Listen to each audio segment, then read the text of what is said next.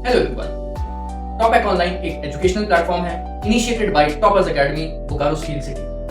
यहाँ पे स्टूडेंट्स को क्लास 8 से लेकर के क्लास 12 तक का सारा स्टडी मटेरियल मिल जाएगा, सारे वीडियोस और वेबसाइट के थ्रू नोट्स के फॉर्म में। तो अगर आपको हमारा कंटेंट पसंद आता है तो please do like, share and subscribe to our channel. ज्यादा से ज्यादा लोगों तक शेयर कीजिए ताकि हमें भी काम करने का मोटिवेशन मिलता रहे।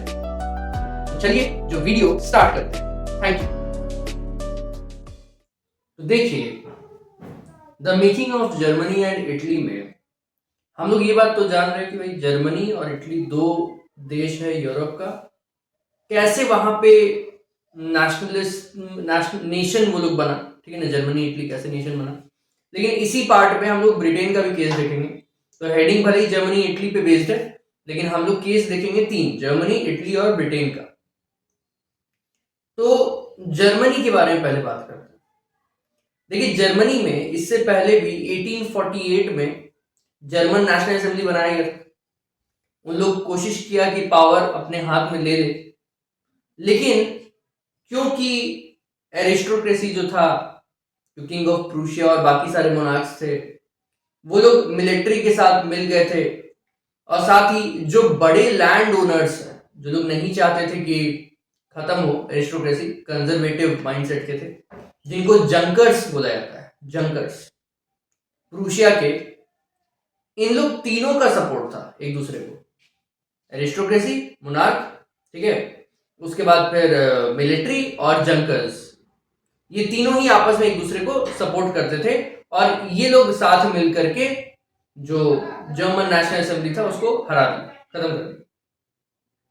अब जब ये स्थिति आ गया था, प्रूशिया के क्योंकि लैंड ओनर्स ने इसमें सहायता किया था, प्रूशिया का ये दायित्व बन गया था कि भाई अब जो आम आदमी का हार हुआ है मेरे लोगों के कारण, ठीक है, अब प्रूशिया को ये जिम्मेदारी लेना था कि वो सारा जर्मन स्टेट्स को एक कर दे।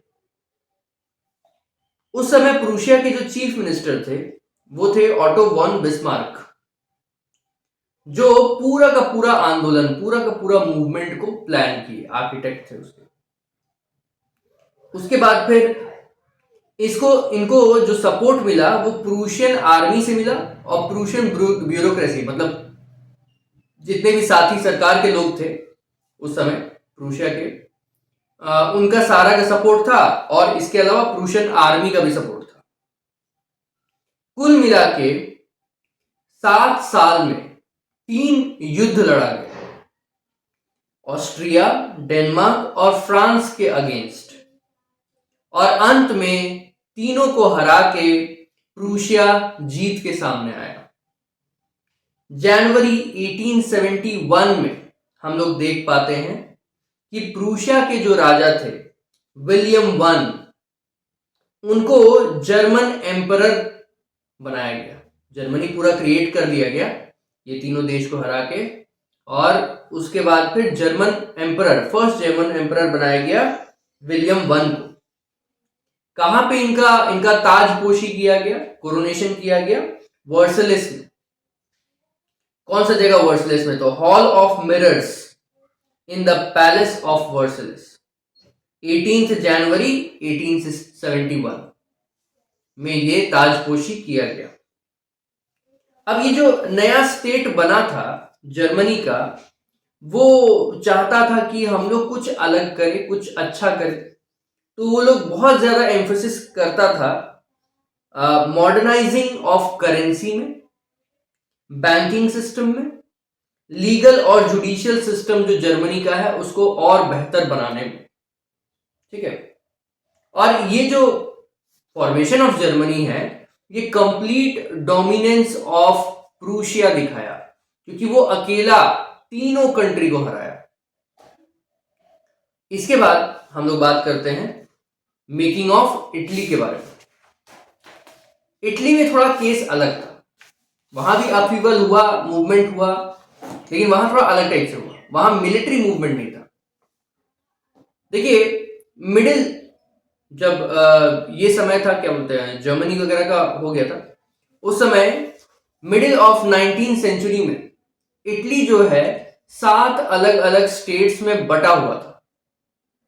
जिसमें से सिर्फ एक स्टेट ऐसा था, सर्दीनिया पीडमोंट, जो इटालियन प्रिंसली स्टेट था, मतलब वहां के जो राजा थे वो इटालियन थे। ठीक है, बाकी 6 स्टेट नॉन इटालियन के द्वारा लीड किया जा रहा था। अब ऐसा सिचुएशन था। अब ये क्या है ना, इसमें कैसे लीड किया जा रहा था बाकी पूरा इटली को, ये देखिए, नॉर्थ की तरफ जो रूल था वो था ऑस्ट्रियन हब्सबर्ग का।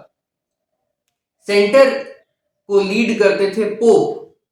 पोप क्रिश्चियन लोग के धार्मिक हेड होते हैं, धार्मिक गुरु होते हैं, है ना, सबसे टॉप पे जो रहते हैं। उसके बाद फिर सदर्न रीजन्स में जो दबदबा था, जो राजपाट था, वो था बर्बन किंग्स ऑफ स्पेन का। स्पेनिश राजा थे वहां।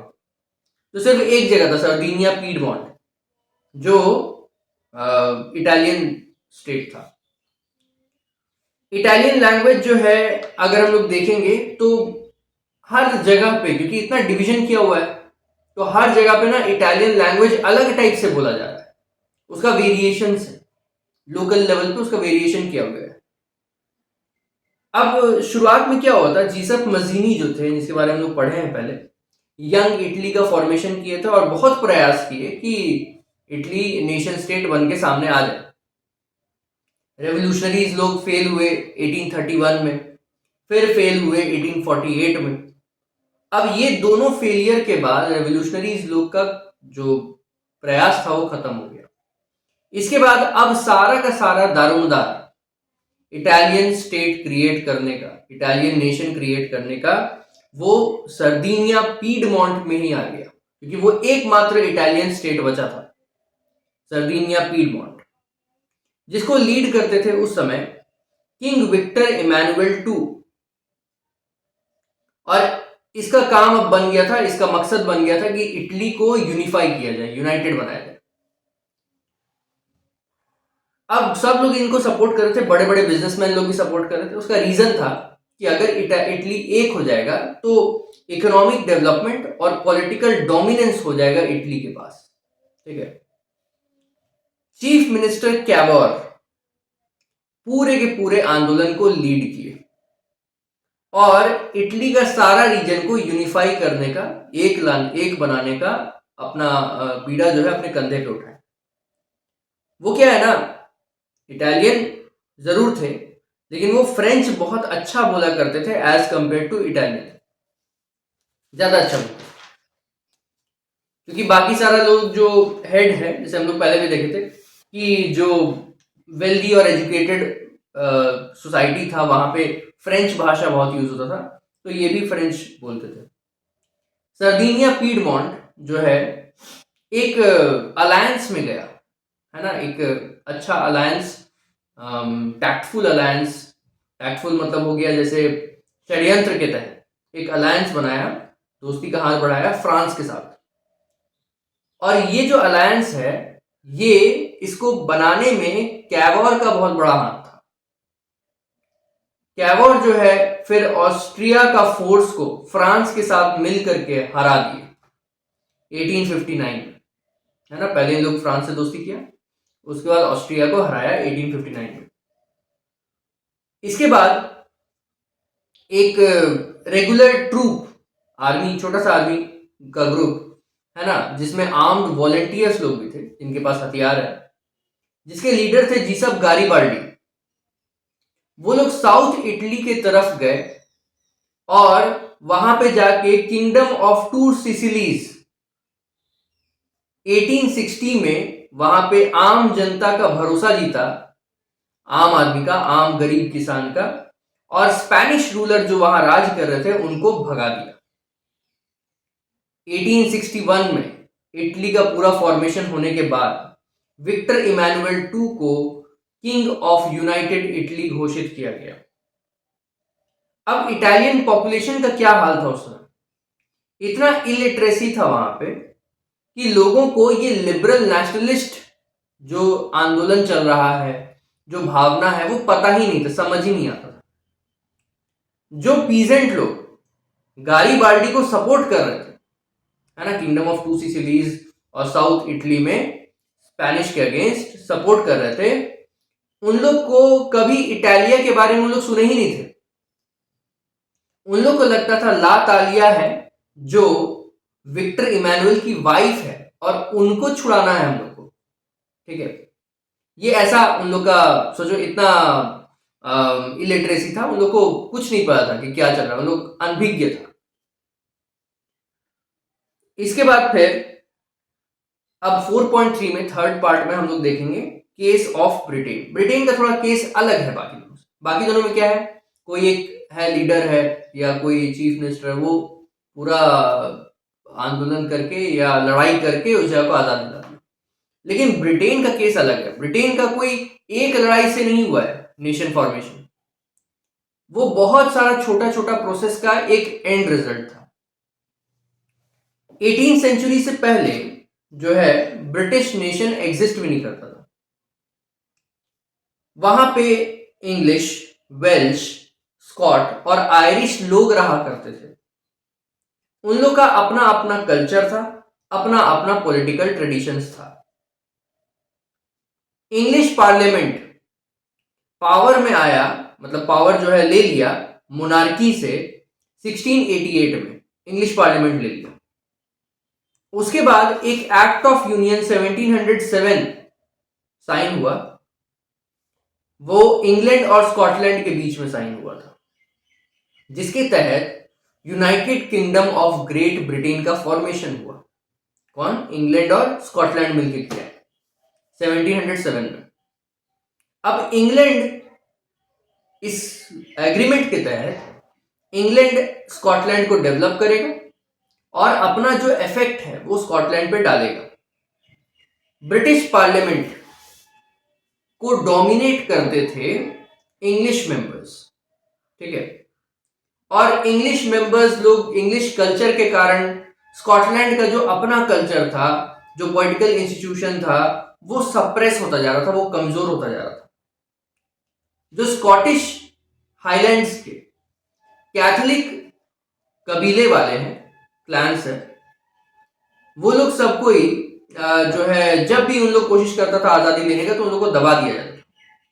स्कॉटिश हाईलैंडर्स लोग को अपना एक भाषा था, जीलिक लैंग्वेज, जिसको बोलने नहीं दिया था, प्रैक्टिस नहीं करने दिया था, और ना उन लोग अपना नेशनल ड्रेस पहन सकता है। कई बारी उन लोग को अपने घरों से, अपने जगह से निकाल के बाहर अलग कर दिया था। तो ये था इंग्लिश का स्कॉटलैंड के साथ बिहेवियर। इसके बाद आयरलैंड का बारी आया। आयरलैंड का दो ग्रुप था। आयरलैंड में दो ग्रुप रहता था, एक कैथलिक से एक प्रोटेस्टेंट। प्रोटेस्टेंट कम था, कैथलिक ज्यादा। अब इंग्लैंड का या इंग्लिश लोग का ना हमेशा से ये रहा है कि जो कमजोर है उसको सपोर्ट करो ताकि मजबूत को हरा दें मिल करके, और कमजोर तो वैसे भी कमजोर है, वो तो कुछ कर नहीं पाएगा, तो पूरा एरिया आपके कंट्रोल में आ जाएगा। ये मतलब सिस्टम था। तो वो लोग क्या किया, प्रोटेस्टेंट्स लोग को मदद किया ताकि कैथलिक्स का डोमिनेंस देश में खत्म किया जा सके। अब ये जो फेलियर था कैथलिक रिवोल्ट का, जो कि शुरू किया गया था वुल्फ टोन और उनके आयरिशमैन लोगों से 1798 में, ठीक है, वो खत्म हो गया। अब आयरलैंड को फोर्सफुली यूनाइटेड किंगडम का पार्ट बना दिया गया, एग्रीमेंट साइन करवाया गया 1801। अब यूनाइटेड किंगडम बन के तैयार हो गया, जिसमें इंग्लिश डोमिनेंस है और जो बाकी सारे कंट्रीज है वो लोग कहीं दबे हुए हैं, कमजोर है। इंग्लिश फॉर्मेशन है, जो ग्रेट ब्रिटेन का फॉर्मेशन है ना, इसको कई सारे विद्वान मॉडल ऑफ द नेशन मानते हैं कि नेशन स्टेट का यही मॉडल है। वहां पे सिंबल्स चलने लग गया। न्यू ब्रिटेन जो फॉर्म हुआ उसमें ब्रिटिश फ्लैग हो गया सारे का, मतलब आयरलैंड, स्कॉटलैंड और इंग्लैंड तीनों का मिला के जो ब्रिटेन था उसका English British flag national flag बन गया, यूनियन जैक। उसका नेशनल एंथम उन लोग का बन गया God save our noble king, और इंग्लिश लैंग्वेज जो है प्रमोट करा जाने लग गया। तो ये पार्ट हुआ हम लोग का 4 खत्म। अब हम लोग बढ़ेंगे अपने पार्ट 5 में।